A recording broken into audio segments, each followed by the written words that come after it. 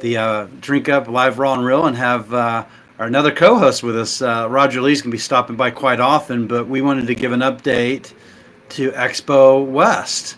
And both Adam and Roger got to go to Expo West. I was banned. I tried to get in, but I did not get in on my media pass. So maybe next year is the code word. But welcome, Adam. Welcome, Roger. Thanks for Welcome having me. back. Looking forward to learning a little bit about Expo West. Who wants to Yeah. start? Well, I just want to say thanks for having me back again. I have half the talent of Adam, but at least I look better than him, so that's why I'm here. I'll agree to that. I'll agree to that. Oh, it's funny. Yeah, I mean, I can kick us off. We were just talking about it before we went live. It was my first time, and everybody said like, just prepare yourself for the spectacle. So obviously in your head, like you build it up, and even still, it was bigger than I thought it was going to be. Um, it was bigger than I thought it was going to be, and then uh, I think just the first day, not even of the show, but the day before, where they did all the trainings and stuff, was a shorter version of a story I've been telling. Like the amount of brands that were there, truly that were very green, like didn't have a booth, were just walking the show, but like truly that were super green and just looking to learn, really surprised me. And not in like a bad way. I'm glad they were there, but I just didn't expect that as far as the attendance. So Yeah, That's so awesome. this was my either third or fourth Expo West, and I agree with Adam. It is quite a spectacle. I expected it to be busy. I felt like it was busier this year than in the years past, although as I was saying, it actually rained during Expo West, which it does not ever do in Anaheim, California. And I think that took a lot of the people who hang out outside inside, and it just made everything feel a little more crowded. But I think that actually was a good thing because it sort of centralized all the energy, and I really enjoyed that. So I'm curious. A couple of things. I'm obviously curious in your key takeaways because I wasn't there. So this is for learning for me, everybody. But what kind of type of brands and categories were there? Like who was Expo? Who goes to Expo West? So you sort of, in my mind, I divide Expo West into certain sections because it is a huge show, right? You have I wish I could get the what they how they categorize it correctly, but essentially you have the sort of new hot brands area. And Adam, if you recall, that would sort of be that downstairs Hall E area, and uh-huh. also the third floor area, right? Hmm. Then you have a lot of the bigger brands, and they take up most of the show. A lot of international brands, and then a lot of national brands you've heard of, right? You've got the Perrier's, the California cheese, and um, national brands you see on every So market big show. brands actually show up there. It's not just developing brands. This everybody goes to this. Absolutely, Oh yeah, Okay. yeah. absolutely. And I like to spend because I work with a lot of smaller private companies, and we're looking to talk to founders and learn what they're doing, what they're feeling, and how what they're struggling with. We spend up more time with the hot young brands, and also sort of seeking out the folks that Adam just talked about, the young brands who don't have a booth but are walking the show to also learn what's on the market and see what's out there. Yeah. Yeah, I mean, I should kind of echo that point or to provide some clarity. Like and I'm struggling to even come up with. Hang on, I think I've got a business card. Shout out to, oh, Be Amazing. So they do. I saw them because they were showcasing their line of beverages, but they've got food and drinks and snacks and it's shopbeamazing.com. Wonderful woman who's a creative director named Selena Morse was kind enough to let me pick her brain while I stood there and tried stuff. Um, but again, just for me, first time, like you walk the show and you think like, oh, it's Expo, like it's only going to be the biggest of the big, Mm. and then that third floor, like Roger was talking about, like that's where Selena and them were, and I'm like, I mean, again, and it wasn't a 40-foot booth. I mean, it was a very standard, whatever it is, 6 foot, 10 foot, whatever it is. Um, but they had 3 or 4 people working it. They were giving out samples. I'm like, oh, okay. So I think it opens your eyes to who's maybe successful enough in the space to be there, Hmm. right? And then, even I mean, I ran into a couple people that like, I mean, the picture I posted on LinkedIn of seeing Mark Samuel down the back alley of Hall E, right? Because Yeah. it was wall to wall people through every row until you got to the side, and then it was like almost the service row. Like it backed up against the warehouse that they brought everything in from, so it was a little bit quieter. And I saw him walking, and I'm thinking in my head like, why doesn't he have a booth? Like I see him doing everything under the sun, right? So you had this. It was just eye opening for me in terms of the back and forth of like, oh, Was he okay, looking for clients or something? Is that what Mark Samuels does, or? no idea. So Mark owns. I know him through LinkedIn as the CEO of Unbun. So like protein packed bagels, breads, stuff like that, right? Yeah. That is not by any means his only endeavor, but we had, I mean, it was a 10-second interaction because he was clearly making a beeline for somewhere, and I was like, dude, I gotta get a picture, and he was, kind enough to stop. So I assume he was there on a recon mission, right? Just like most people were, figuring out who's who in the zoo, what's going on, saying hey to friends. But yeah, I mean, again, it was just surprising to see who had booths and who was walking, not for good or bad reasons, but just, you come with a conception in your head and then you realize, like, there's more to it than that, right? What were brands looking for, Roger? What are when they're there? They pay this. I don't even know how much money they paid to be there, but are they looking for investors? Are they looking for consultants? What are brands looking for? What do they get out of this? Yeah, so let's talk about the cost. I have not exhibited at a Expo West because I have no need to, but clients who have, they often tell me the booth itself runs somewhere around $10,000 to $12,000, and it can go much higher than that depending on how big of a booth you want, right? But the folks that Adam's talking about in hall, in upstairs, the sort of new brands, oftentimes they have a smaller booth, which basically is the tabletop and a backdrop. The founder is manning the booth. They brought their sister, their mom, the brother, the neighbor along to help man the booth because they don't want to pay anybody for it. So these are really small brands, and they're stretching to make every dollar work. So to your point, Sam, they got to try to meet the people they want to meet. And so who are they trying to meet? I did hear a lot of them trying to meet investors, but more importantly, when they come to these shows, they're looking for buyers and retailers. They want to meet the guy who's from Gelson's or from Safeway, right? And try to get on the shelves of the markets. And so everybody has a color-coded badge. And so you can tell who are the retailers and who are the buyers. And those are the folks that are the most in Do, demand. do retailer and buyers actually go to this place to actually make decisions?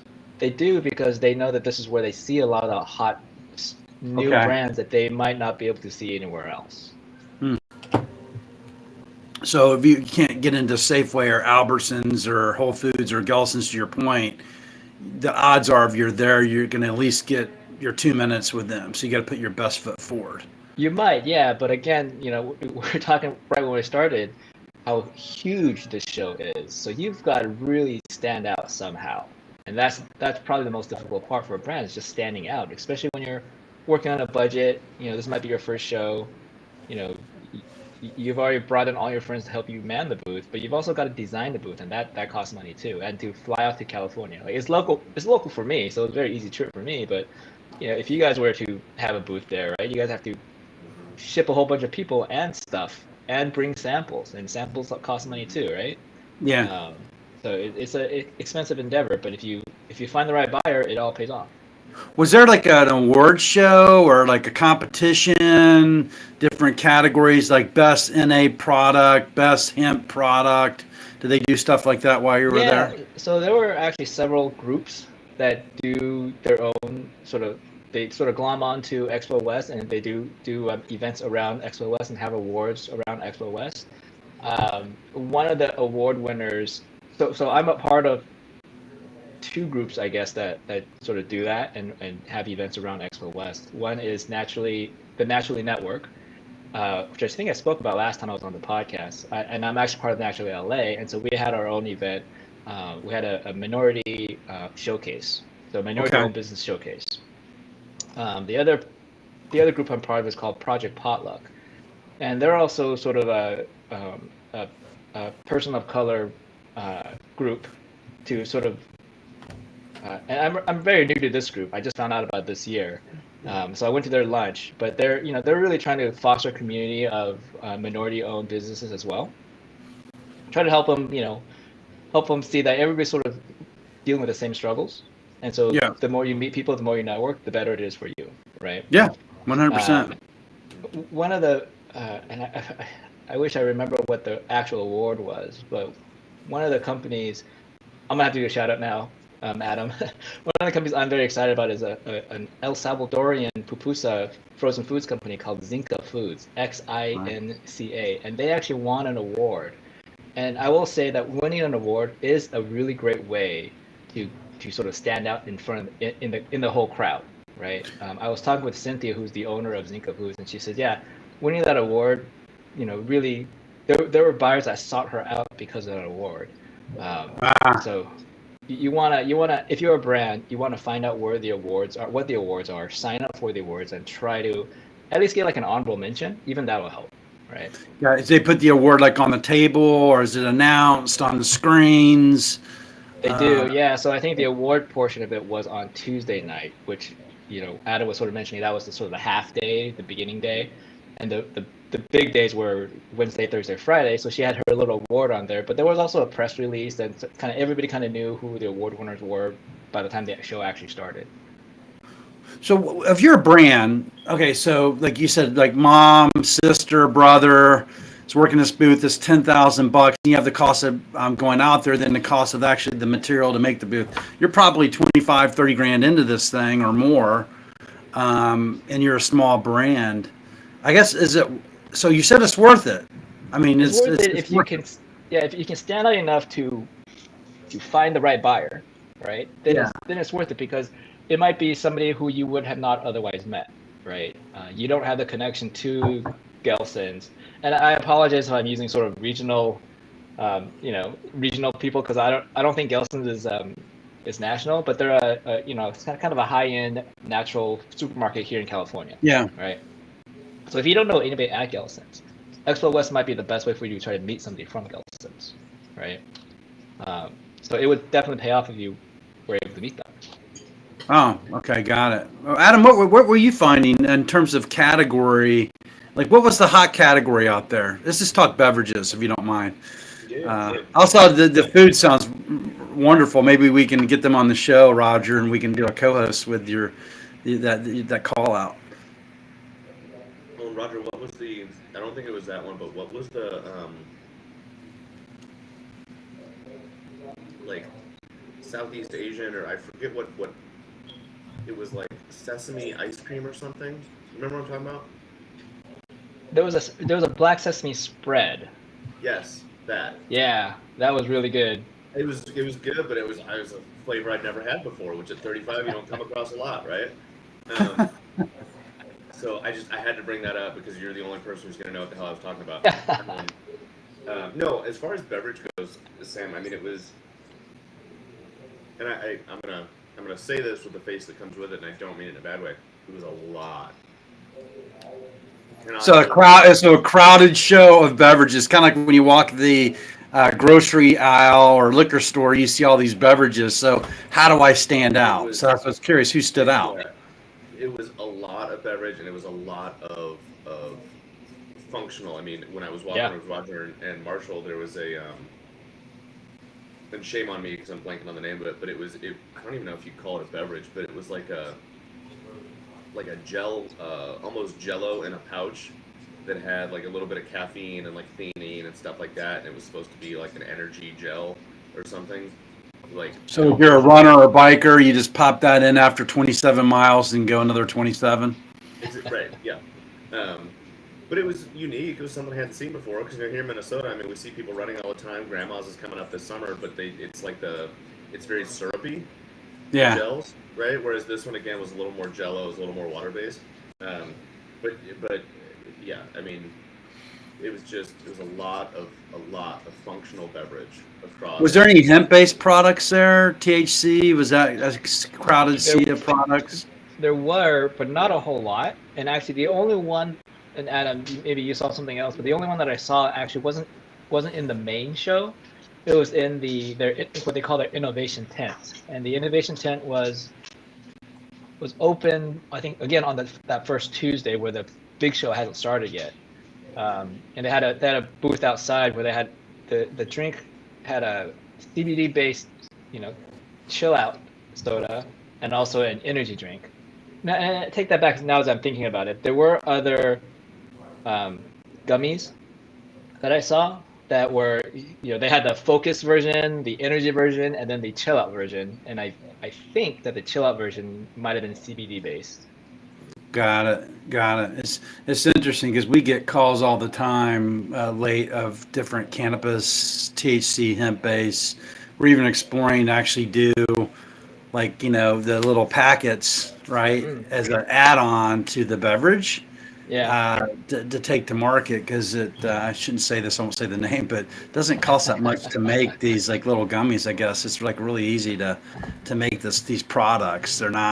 It's Well, not my, expensive. my understanding about the gummies is it's actually very difficult. It's easy to make, but very difficult to ensure that you're getting the correct amount of To whatever you're trying to homogenize. put in there, right? The correct amount in each gummy. That's the hard part. Yeah. Well, that'd probably be anything in beverages too, right? Because you'll see like 10 milligrams, 5 milligrams. How do you really know that you're getting those milligrams? Because you're doing a vat, right? So you're doing everything in a vat, and then it comes out of the vat, and then you go into the filler, right? So you're going to Yeah. fill it to the can line. How do you know you're actually getting that percentage in the can? How does that work? This is an Adam question, maybe. I was like, I can tell you, it's not a fun answer for brand owners, or it's not a low cost answer. Overages and a shitload of testing, Mm. right?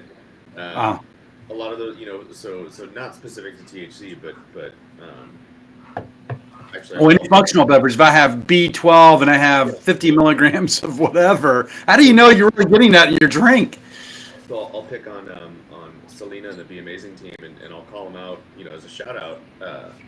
Their product, I don't think had any, like the B12s or anything like that. But the story remains the same either way because it was a greens beverage, so it had all these, juices and vegetable powders and mixes and all very very healthy, right? Very health forward, low sugar. And I said, "Is this pasteurized?" She goes, "Yeah." And I'm thinking, oh god, this is gonna taste like old baked, juices and vegetables that have been oxidized and heated because that's typically what happens, right? And I tried it and it was very good. And I said, the reason I wanted her car is I'm impressed. I want to meet, the person on your team who put this together and give them, a round of applause. And she's like, yeah, they put a lot of work into it. It took a lot of R&D, but that's what it comes down to, right? So regardless, I mean, whether it's something simple like a juice or something more involved like maybe a mushroom extract, right? Um, Yeah. there's different things you can do for raw materials. So like for example, if you just go buy very straightforward mushroom powder, it's there's too much protein in the material itself, and so it's notoriously not very easily soluble, right? Well, it's funny you said that because I have mushroom powders and I tried to stir them in my tea and they just kind of float up to the top. So here's the distinction though, right? So like for example, lion's mane, the active component within lion's mane is called beta glucan. So if you actually Okay. if you just go get beta glucan, it's going to cost more because you're Mm. buying a specific extract, but it's a lot more water soluble, right? So if you're a brand and you're like, oh, I want lion's mane extract in my product, great. Go buy the good shit so it's easier, the solubility is better. Then when you blend it, make sure that it's fully solubilized. Then when you package it, have shelf life testing done because inevitably the heat and time and other things are going to degrade it. And so if you put in a 10% overage to start and you realize, okay, that's good for 6 months, I'm still hitting my label claims, but at 9 months I'm under them. Well, great. Next time put in a 15% overage or whatever. Like work the math backwards from there, right? So Wow. it's very breadcrumby in terms of how you get to your sweet spot depending on your product and your ingredients, but it can be done, right? You should be a speaker at the event so you go for free. I know they had like an education component there. What was that all about? Like there was or a university or something that people Um, like instructors there or something, or what was that? We should get so Sam. They're local Minnesota folks. We should see about getting Johnny and Asa from Food Ops here on the show. Yeah. Um, so they were the ones, again, shout out to those guys. They were the ones who gave me my ticket, and yeah, the first day. So again, question that started this rabbit hole was a lot of functional beverage across a bunch of different things. You saw everything from like sort of the standard, L-theanine, B vitamins, stuff like that, like things that we're more used to. You still saw caffeine, but you also saw some caffeine alternatives. You saw mushrooms. You saw just a myriad of things, right? But on the Tuesday, so the training piece, and the reason I say we should have them on is they would know more about what it actually was and how it was intended to be structured than I would. But from the look of it, it was like every conference room between both hotels, so the Marriott and the Hilton, every conference room had a like panel round table back and forth for 6 hours. I don't know, some lengthy amount of time, right? Started in the morning, went to the afternoon, and so they would set it up where they'd have 4 or 5 people go up on stage. They would do a panel discussion on, like, the one I sat through, one of them was artwork changes, right? And so they would talk about, Milton's, for example. I forget the name of the woman, but she was up there and she's like, yeah, like, we realized several years ago we do consumer surveys and we're like, hey, do you buy Milton's product? And people would say no. And then we'd show them a picture of a Milton's product. They'd be like, oh, I get that at Costco every week. Okay, so we have a brand recognition problem, right? And so they'd do the panel and everybody would talk, and then they would break everybody out into, it was like 20 tables at like 10 people a table, and they would do round table discussions on something that was going on the panel or whoever was hosting that particular table. So like Johnny and Asa at Food Ops had their own table, and they were talking about how to know when you're ready to go to a co-packer, right? But the point of all of this being, right, like there were rough math, right? You think 10 people to a table, 20 tables in a room, it's 200 people a room, call it 15 rooms, it's 3,000 people for a day, right? Like just for the people that can afford it, just for the people, because the educational seminars each had another like $120 price tag, right, to get into those. So yeah, there was, I will not sit here and tell you that I know every topic that was discussed through all of those rooms, but I bet Johnny's got a list. I'm just curious because like Roger, like when you came on the show a few weeks ago, and you were talking about your services and what you do and what a brand has to prepare for, right? When you were talking to people when you were out about and talking, you said you have these your groups you're part of. Are you talking about what your services are to these clients when you're with them and the reason they need to employ your services in your firm? Yes, sometimes I am. Going to Expo West, there's a few reasons I go. One of them obviously is to prospect for new clients, but the other one is just to see what's out there. So education for myself, right? What's out there? What's hot? What are my clients going to see in the market? I want to see that too, right? I want to see who. I have a company that does non-alcoholic wine. Well, I want to see what other non-alcoholic wine companies are out there, right? Things like that. Yeah. Different snack companies that I work for. I want to see what other snack companies are out there if they're doing things similar to my clients, right? But it's also an opportunity for me to meet with my existing clients that have a booth. But it's also a time for me to meet with other people that I don't get to see during the year, such as like Adam, right? We got to walk the show a little bit together. Marshall, I see Marshall fairly often. I feel so left out right now. I feel just really left out. But that's okay. Yeah. No, I see Marshall fairly often. We do a lot of work together, but it was still good to see and walk with him. And in walking with Adam and Marshall, I can introduce Adam and Marshall to people I know, and they introduce me to people they know that we just kind of come across walking the show, right? And so there's a lot of value in that too. So the real power of the thing is we always talk about it. We talk about community and networking. Is that the real power of the show? Is to just make those connections with folks in real time? Absolutely. I mean, I would say I collected a stack of cards, right? Coming back from Expo West. I'm sure you did too, and also a bag full of snacks. But I got a follow-up question on that stack of cards, but keep on going. Sorry. But the real value was just you tend to trust people that you're introduced to, not just a random stranger that walks up to you, right? So right. Well, it's like the LinkedIn DM. It's like they friend you, then hey, you want to buy my service? I'm like, well, can we meet first? Maybe, but I don't even know who you are. Exactly. Yeah. So the Expo West really is a giant networking event.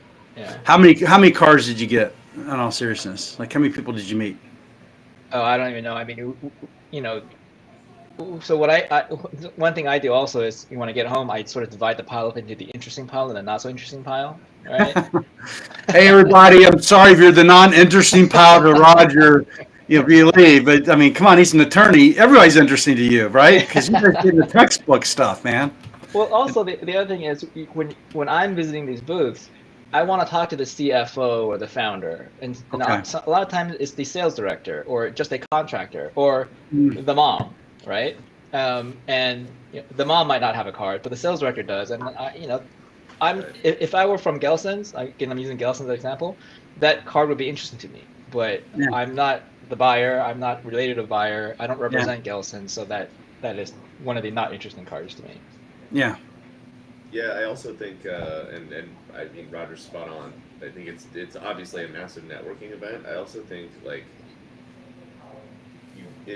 we all know this if you think about it, whatever hypothetically, but it's just fun. It's fun to see it, and again, fun to get a very real sense for like, the Be Amazing that I've called out, or the group that had the gel shots, or the Black Sesame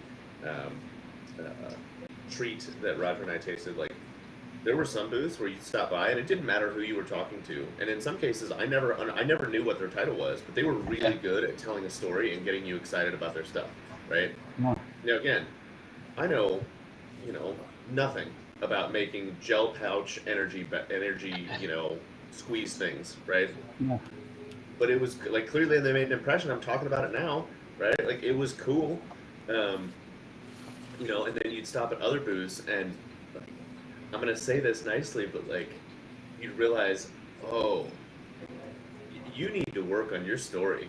Like, you need to work on your, like, you need to wear a different hat. Somebody else needs to come to these things, because you'd be like, Introduce them to Courtney O'Brien. Was Courtney out? Was Courtney out there? I'm assuming she probably. I think she was. I think so. Yeah.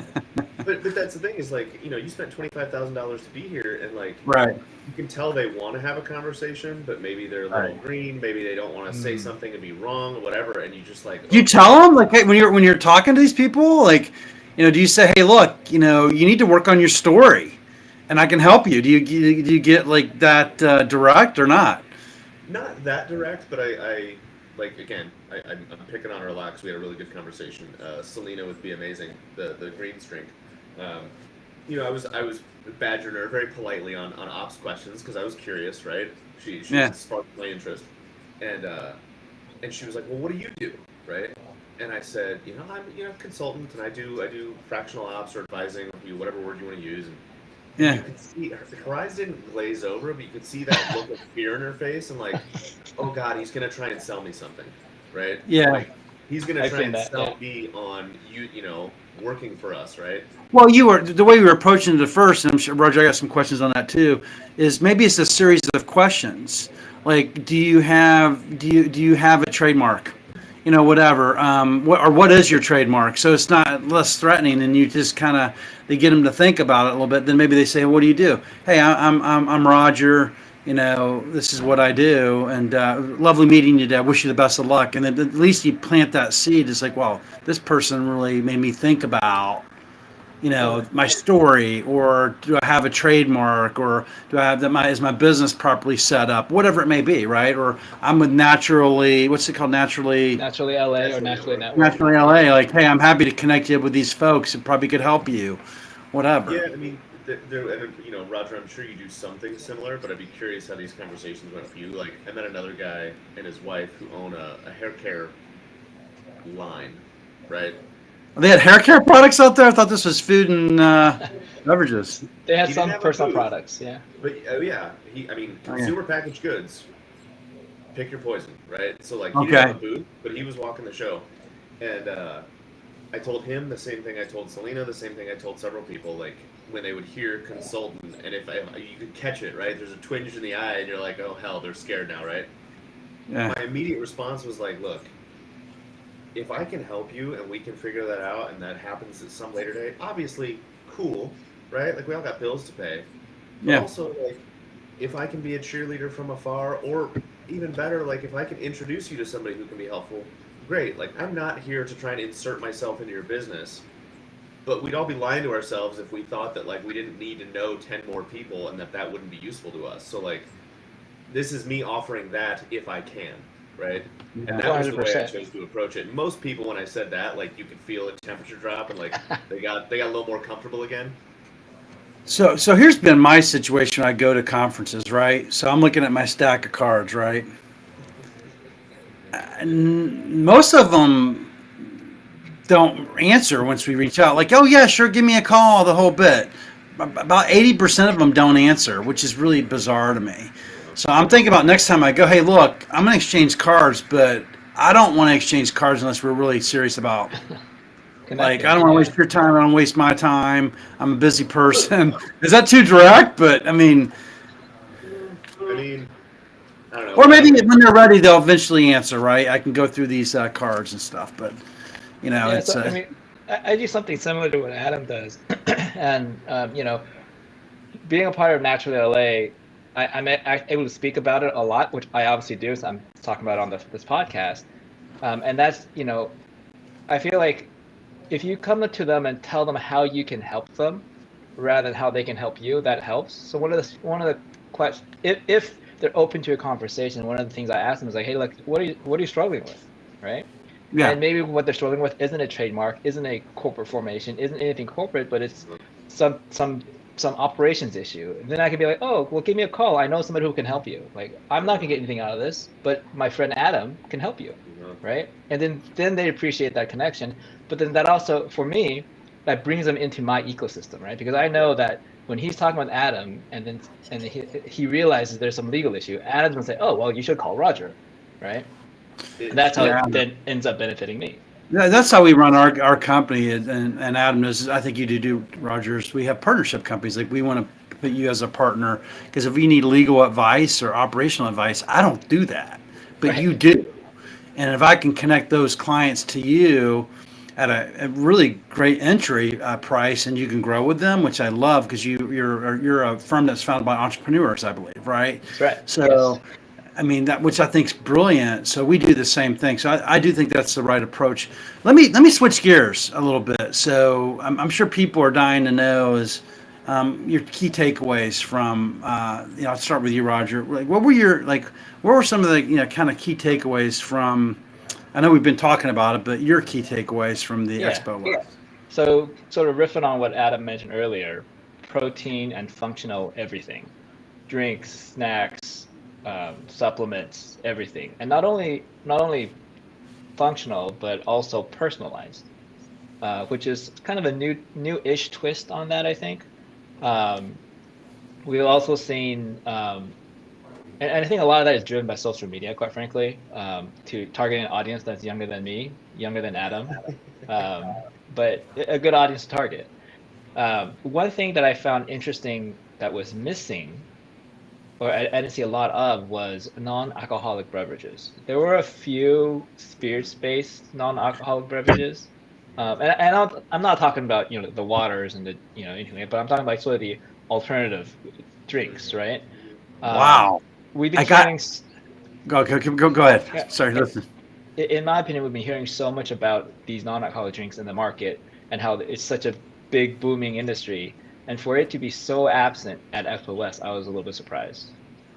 That is really surprising to hear because I was expecting the two of you say, we saw all these NA beverages from wine, spirits, the whole bit. Matter of fact, later on this afternoon, I'm dropping my monthly newsletter and I'm doing about the category of NA brands. And, Hmm. and I mean, I'm not saying spirits is going away. I represent spirit brands. We love representing spirit brands. They're doing just fine. But I can tell you, you got to have the NA option in Yeah, every facet. And it's fascinating that there wasn't a lot there. yeah. There were a few. Don't get me wrong. There were a Yeah. few. I expected more. I really did expect more. Yeah. Well, who were the brands that were there? Do you Um, remember? so I met a guy. I want to say his name was Marco. He runs the Non-Alcoholic Beverage Association, and I could be getting that name Oh yeah, completely Mark. wrong. Yep, that's him. Okay, Yeah, you guys know yeah, him? Yeah, yeah. yeah. He's been So on TED Talk too, by the way. Great guy. ah, okay, Yeah, yeah, yeah. So we talked a little bit because I'm also very interested in non-alcoholic space, and I've got clients in that space as well. And yeah. so they had a booth, and they had some of their clients with sort of a little section in the back And so I walked that little area, but that was kind of it, right? Yeah. So I really thought there would be more than that. What were you seeing, Adam? Or your key takeaways? It's hard for me to not go back to what I've been telling everybody, which is just the. I mean this in a nice way. I know it's the only word that's popping into my brain right now, but just the ineptitude of a lot of the brands that were there. And again, I don't mean ineptitude as a knock. Give that example. I was with you and Ryan at lunch like a couple weeks ago, and you were talking to me about you were at a table, and that's a great example, I think, right? So what is that example that you discovered during the training class, and you were thinking people didn't know the difference between something? What was that? Yeah. So. Yep, so it was Tuesday, and I was sitting there with the Food Ops guys at that kind of panel roundtable I was talking about. And, again, I obviously didn't know who everyone in the room was. And so, again, I don't call this out to say that, like, oh my God, I work in this space. You should know all the things I know. Like, that's why I have a job. Like, this is not me speaking ill of anyone. But, like, again, I just went to it assuming, like, if you're spending this amount of money, even just to attend, you have a certain level of foundational knowledge in what you're doing, right? So, thank you, baby. Yep, I got you. So I'm sitting at this training, or this educational seminar that we're doing, and at our table, again, we're having the co-packer conversation, and people are nodding along, and they're taking notes, and behind me, I hear a gentleman at the table behind him. He's got his 10 people, we're all doing our thing.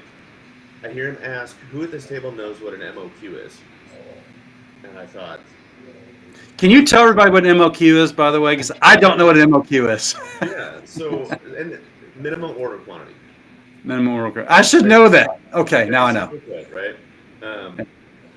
And he goes, who here knows what an MOQ is? And I thought, I heard it, and again, he's behind me, and I went, I gotta see this. And so I turned around, and at a table of 10 people, 3 of them raised their hand, right? Yeah. 3 out of 10. At a trade show specifically focused in commercial packaged goods, right? And I was like, holy shit. And then he went on to say that it means minimum order quantity. And I'm still looking. I'm sure he thought I was mad dogging him, and I wasn't trying to, right? But I'm still looking, and he goes, it means minimum order quantity. And still probably 3 or 4 people at the table were like, that doesn't help me. What does that mean? So is this like for like packaging, lids, the whole bit? Anything, For right? So, like, not to totally derail us from Expo, but like, I think this is my hypothesis, right? I think for some of the very green brand owners, which again, it makes sense if you've never done this before, but you go to the grocery store, you go to wherever, and you think, I need a razor, I need a bar of soap, I need a granola bar. I go buy one, right? And you get used to, as a consumer, that being the purchasing relationship, right? And so then you hear minimum order quantity, like, well, my minimum order quantity is just whatever I want, right? Like, that's what I want one, so that's my minimum. That's my minimum order. No, right? Like, you have to buy 5 of a thing. You have to buy 20 kilograms of a thing. You have to buy a 55-gallon drum of a thing, right? And so it's a super useful conversation, but it just floored me how many people, even at that table, but when you extrapolate that out to the show, how many people were sitting there and standing there walking around that didn't have that base level, what I consider to be that base level foundational knowledge, which, as someone who sits in my seat doing what I do, I'm like, perfect. There's tons of folks out there that I can help educate. That's great news. So your takeaway was there's a lot of people there that need to learn, and it's probably a good investment to go to these seminars to actually learn. I'm a new brand. I don't know what MOQ is. Your takeaway, Roger, is like, it's surprising not to see like these NA products that is supposedly a hot category, hotter than hot. That's all. I was just literally not related to Expo West, but I was at the Valspar Golf Championships with a brand called Even. Shout out to Derek, and we tasted 3,000 consumers, and every consumer we talked to, I was there, by the way, so this is true. They all like, hey, yeah, this is such a great option. I need to be more mindful about what I drink, right? So to hear that there's just a small section with Marco, which he's a great ambassador for the category not being there is really surprising to me. Switching gears. So what would you have liked that? So what was the greatest thing? I'll start with you, Roger. What was the biggest learning that you liked from, or you got from the show? One, and then two is what would you like the show I'd actually bring in the future that was missing? I think the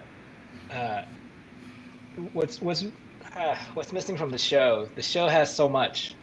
I think the show needs more time, or maybe I need more time. Not the show needs more time because, I was there Tuesday, Wednesday, Thursday. I actually skipped Friday, but even by the end of Thursday, I was beat. I was done. I had so many snacks and my feet were. I was walked out. My shoes were burned out.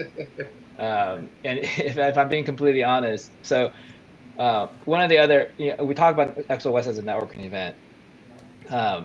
Any trade show I go to, a lot of times the most valuable events I go to are the after trade show events. That isn't Expo West, but it's the it's the accounting firm that puts on the evening happy hour, right? And then I go to that and I meet lots of other people who are in the space, maybe not the brand, but other people who work in the space like you guys do, right? Those are a lot of times those events are the most valuable events for me, not necessarily walking the show. All was this is to say, on Thursday I was so beat, but I had so many events on Thursday night to attend that I ended up going to my car and taking a half-hour nap to recharge before the I've done that. I've done that before. Just find a corner just to close your eyes. I don't feel so bad. I thought I was the only one that would do that. I always just disappear for a minute and just get my sea legs back. Because when you talk all day, man, you lose it.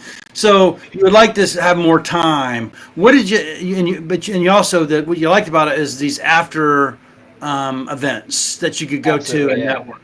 But you found yourself burnt out when you get to the end of the week. What could they do differently to help with that, or maybe what could you have done differently to better prepare? There's always a lot of pre-planning involved, and I did a lot of pre-planning for this as well, kind of lining up who I want to meet, who I'm talking to, and honestly, a lot of my quote meetings are my meetings that I had, similar to meetings I had with Adam, which is let's meet at this hall and let's walk for half an hour together and just kind of chat and see who else we meet, right? Got it. So it's I think it's more incumbent on the person attending the show, right, to kind of make sure you take care of all that so that you're not just kind of showing up to the show empty-handed. You have to just bring Marshall along because Marshall had this special backpack and the whole process. He was so prepared. He had the Swiss Army backpack rolling. He had his magnetic name tag. I mean, dude was ready to rock. How about you, Adam? So what was your favorite part about the show, and what would you have liked to see done differently? Yeah, I mean, again, so take my feedback with a grain of salt with it having been my first. So I'm comparing it to, nothing and or maybe other much smaller shows. But I think, the stuff that they did well, there were obviously vendor, the booths, folks had samples and stuff, but I thought there was a good option for, water stations, food. Like they tried to make sure, it's 60,000 people or however it was. Like it's huge. It's a football stadium, right? Mm-hmm. But they had food trucks and they had bars and they had water and they had coffee. And so like I thought they managed as much as you could in that space. I thought they managed it really well. Obviously the app's super cool, very useful. I thought that was really, all of that was really well done. The only thing that I think maybe, and maybe this is more on the like individual booth or brand side, but like it still kills me at any show I go to when you go up to a booth and you'll talk to somebody. It's like, oh, give me your card, and it's still a very personal exchange, which there's nothing wrong with that. Have a conversation, but like have just a big plexiglass box there. Throw cards in that thing, right? And then just hit like, because inevitably, right? Like your wallet gets full, or you throw them in your bag, and like, oh shit, where'd I put that, right? Like, no, just have a receptacle, right? So, which again, that's more. So if I'm a brand, have a receptacle. Yeah, throw your card here, and got it. That's a good idea. Just something so that it's that, and it's less it's less like, oh, I have to hand you something, because maybe they're busy, maybe they're talking to people, and you're like, oh, I really want to give them my Yeah. card, right? Well, I've been So, bumping phones. Have you heard about the bump the phone yeah, yeah, thing?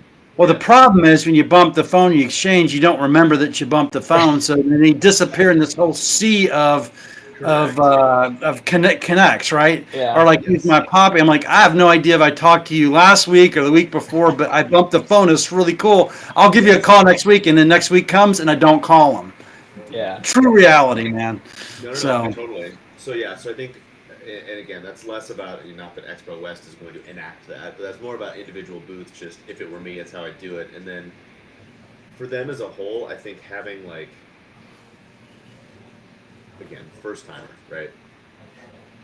Having something on the outside, like I knew where Hall E was, right?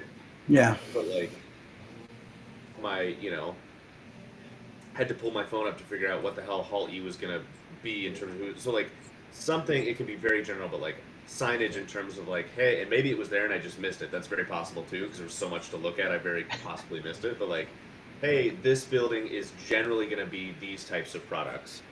That could be very new brands. That could be beverage. That could oh, be they didn't do a food. good job of describing what was in the hall. I'm not saying they didn't do a good job. I'm saying, and again, it could have been an inequity on my part. I didn't know where to look. There was so much that like I didn't know where to put my attention to figure out, like, even though I'm on my phone. I mean, shit, I wandered Holly for like 20 minutes thinking I was going down the right aisle. Again, wall to wall people, before I realized, oh shit, I did the numbers backwards. Right? Don't get me wrong, got my steps in, right? Yeah. But I was like, it's the same thing with Roger. By the end, I mean, by Thursday, middle of the day, I told you guys this before we started, like, my voice was gone. Totally gone. Couldn't do it, right? Yeah. So I mean, Thursday afternoon into Friday, like, I met up with a couple people and whispered at them over coffee and beers, but that was all I could do, right? So, Wow. I will bring up one other thing. Expo West has been around a very long time, and I'm sure it'll be around much longer too. It has gotten exponentially expensive, it feels like. Right. And with a lot of people I spoke with too, it's become unaffordable for the new brands. And I know we spent this whole hour talking about new brands at Expo West and Yeah. exciting brands and all, but they seem to have closed the door on a lot of the new and upcoming brands by becoming so expensive. Not only for service providers coming in, and I get it, they want brands, they want buyers. That's their target audience. Their target audience isn't me, right? Yeah. But even my clients that are startup clients, they we talk about how expensive it is to go to Expo West now. They can't afford that, right? But Expo West was supposed to be the place for these guys to exhibit.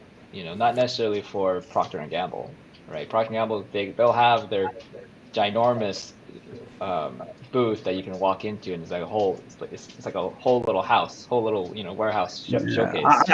I love what you said. There needs to be a space for just new brands. I mean, honestly, there just needs to be a space for new brands, and it should be affordable. Yeah, So maybe there's an opportunity for us to create that space. I don't know. Something to explore for sure, which is tremendous. So you'd like to see more affordability from yeah. them.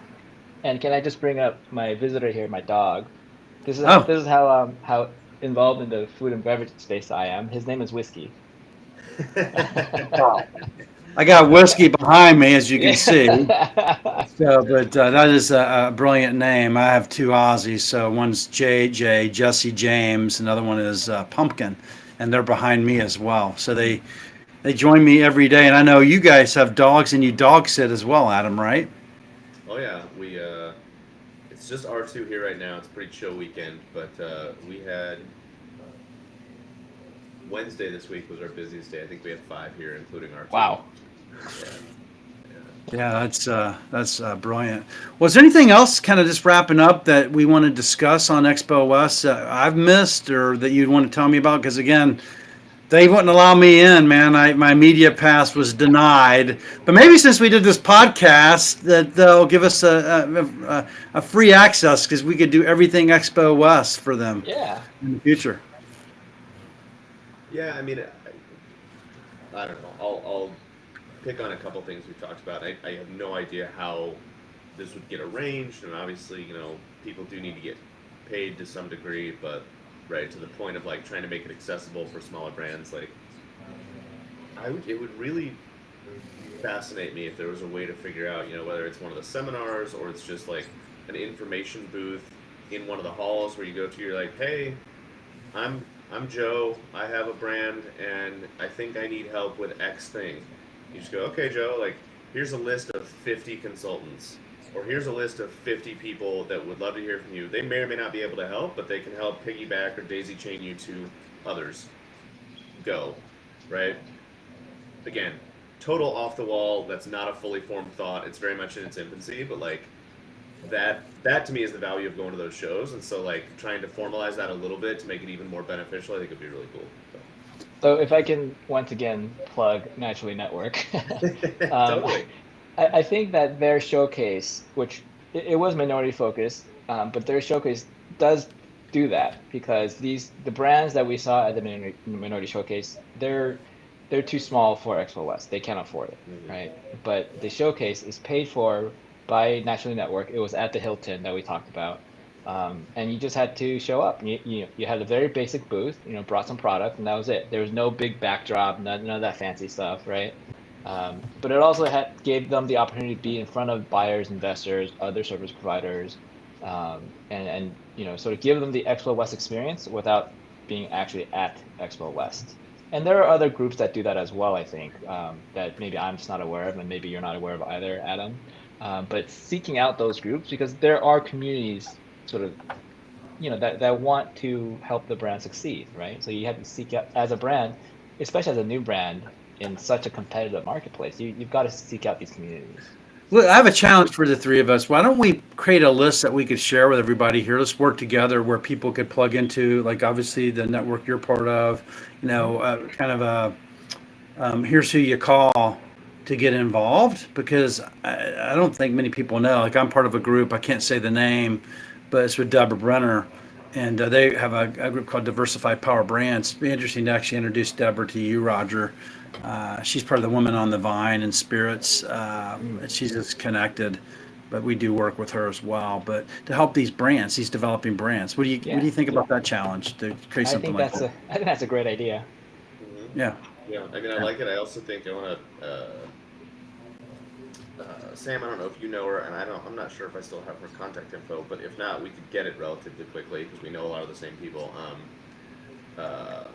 Allison Hone, who is the exactly. We should see if she's interested in joining us. Her or Kate LaBrosse, who was the interim director while Allison was on maternity leave. But those two women are just, I mean, they're wonderful people, but they're just, I mean, forces in the networking space, especially in Minnesota. So it'd be cool to get them on and get their take on it.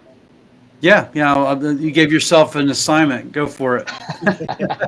Perfect. I'll dig up an email for one or both of them. All right. Well, I'll leave it to the two of you to have some closing remarks. It was just great to be back with the two of you, and Roger. You're always welcome to come on every week if you want to join us. We enjoy you, and another topic. Let's pick it and let's continue the conversation. But any closing remarks? For all this, not so much bad stuff we said about Expo West, but all the stuff that we can complain about, Expo West, I think, is still very much worth the trip. The networking opportunities, just seeing what's new, what's hot. I really enjoyed it. I really enjoyed this conversation talking about Expo West. So I'm, looking forward to more. Awesome. I gotta sneeze. There you go. It says it all. Sorry. Yeah. Right. No, I mean, I again, having been very fortunate and being offered a ticket, I would say if you can afford it, whether to have a booth or to attend, and you truly take advantage of going and soaking it all in and learning and telling a good story and making it can mean, when we think about it, and this is the way I frame it in my mind, of like, had I paid for the ticket, right, $4,000, whatever it was, right, and the hotel and the flight and all the things, if I get one client out of that, or one good relationship, or one good connection, even if it doesn't, pay off until years later, it paid for itself, right? Yeah. I mean, I think it was super fun show. I think it can still be very useful. But again, if a $4,000 price tag is outside of your budget at the moment, which is perfectly viable, right, and perfectly understandable, by all means, then seek out folks like the three of us or the Naturally Network or others, because there are other ways to still have that impact. So That's right. I love those takeaways. Thank you both for joining us today. If you could actually give me the contact information for your networks, Roger, Adam as well. I think we include that and we put this actually as a podcast. And thanks everyone for joining us this Saturday morning. I think we're gonna have snow this coming week, Adam, in Minnesota. It's a high of 40. It was in the 60s and 70s the last 2 days. Now it's winter's back. So we'll try to survive. But thanks everybody for joining. All right, thanks, stay well, guys. you Thanks, guys. Roger. Thanks, Sam. All right. Bye-bye. Bye. See what stops there. All right, we're stopped. That was good. Good stuff, guys. I'll give you